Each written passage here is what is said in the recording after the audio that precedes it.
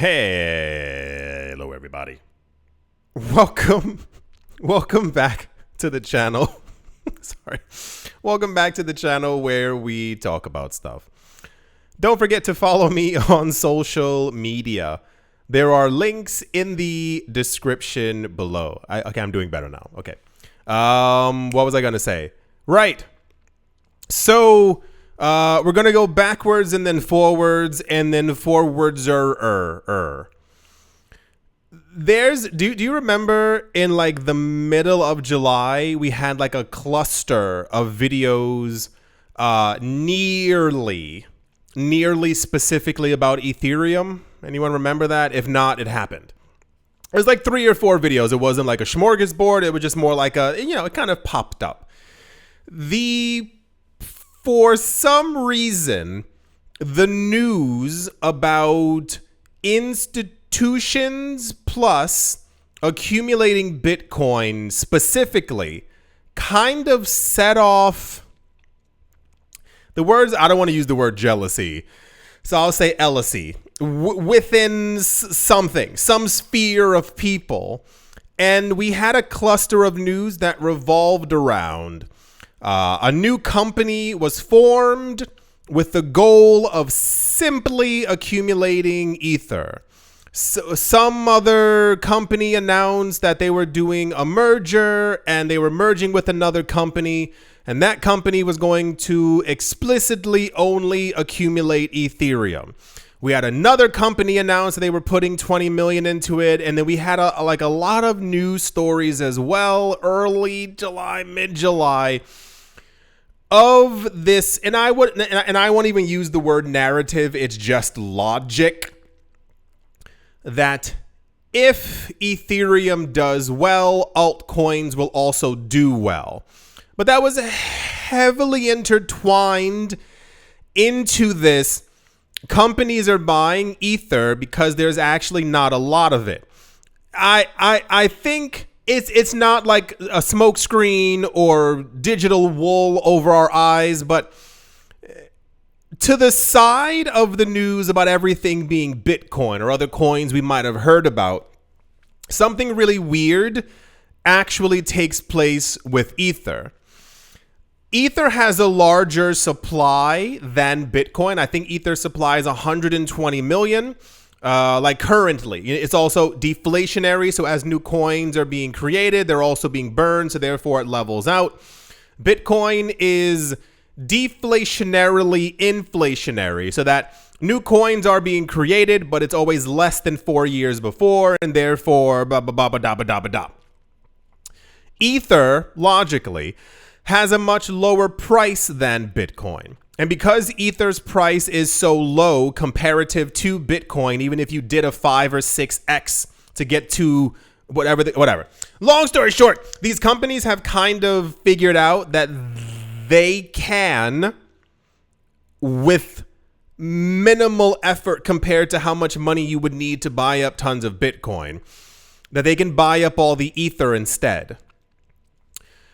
It comes down to we are near a third of all Ether is currently being staked. A lot of Ether is also being held by the Ethereum Foundation. They made it. They've been buying it. They were mining it before. It makes sense. A lot of companies were also buying huge amounts of Ether as well. That's something that I keep repeating, but apparently is not big news to many other people. If you get a chance, as I keep saying this every 4.5 hours, they're called the Enterprise Ethereum Alliance. I know one of you just rolled your eyes and keep on rolling it, because it's a company of 300 to 500 companies who have all announced and established that they support, use, buy, are building on top of Ether and Ethereum in some sort of way. It's crazy because it reminds me of the entire thing about hearing about Coinbase. People were asking Coinbase, how much Bitcoin do you have? And Coinbase was like, 2,000. And everyone was like, oh, that's crazy. Coinbase only has 2,000. And I was like, Coinbase started in 2012. The people announced that they were into Bitcoin since like 2010. You want me to believe that the company that started around 2011, launched in 2012 for the rest of the world to see, only has 2,000 Bitcoin? I feel like that's a bit of a lie. So, same exact way, the Enterprise Ethereum Alliance with all these companies has been around since 2017. We can logically ascertain that a large amount of the Ether also belongs to them. Don't forget about the ETFs. The ETFs also own a huge amount of Ether as well. They're also trying to get their Ether legally through the SEC staked as well. I don't think that there's actually that much Ether out there, but we have a cluster of companies who are trying to get all of it. Never forget, the only way to create Ether is by owning Ether. What happens when they own all of it? So, it says a sudden surge of institutional and corporate interest in Ethereum is setting the stage for what Bitwise Asset Management Chief Investment Officer, his name is Matt Haugen, calls a structural imbalance between supply and demand, one that could propel prices well beyond its previous all-time high. You see, Ethereum is tied to every other altcoin. Every other altcoin is tied to Ethereum. Do you remember when 2-3 months ago, there were a lot of optimism toward Bitcoin. And a lot of the news for Ether was like, well, they tried. I'm glad they moved somewhere. And then that changed really fast, and we were getting a lot of flippening news, $10,000 Ether news.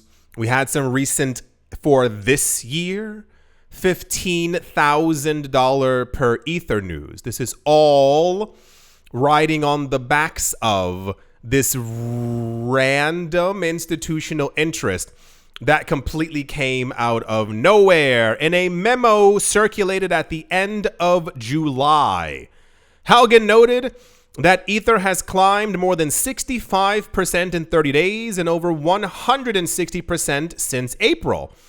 The rally, he argues, is not driven by sentiment or feelings, but a dramatic mismatch between the amount of Ether produced by the network and the quantities now being absorbed by ETFs and these newly formed Ether treasury corporations. We are probably, I don't think we're going to see as many as we have with Bitcoin, but we're going to start seeing a lot more strategy, Ethereum companies and or treasuries that are going to be popping up, and it's going to get dramatic really, really fast. As I mentioned before, there's a gigantic price difference between them. Ether would logically, let's see, 20, 40, 60, 80, 106. If you 6x'd Ethereum's price, let's say, let's give it a good 4,000 for sport. Even if Ether were $24,000, that would be the point where it would match Bitcoin. The problem is that Ether is 3,800, 3,900, 4,000, constantly fluctuating between these numbers over and over. They figured out that they can get all the Ether. Oh, also little tiny side note. Don't know if you saw, but for whatever reason, stable coins are all over the news. You're as annoyed with them as I am, I'm certain. However, the news are that since the Genius Act and the Stablecoin Act and the Beyonce Act and all these other things that we heard about weeks ago all passed, apparently a lot of banks within the United States who are going to be creating their stable coins, can you guess where they're going to be doing it? Yeah, it's going to be on top of Ethereum.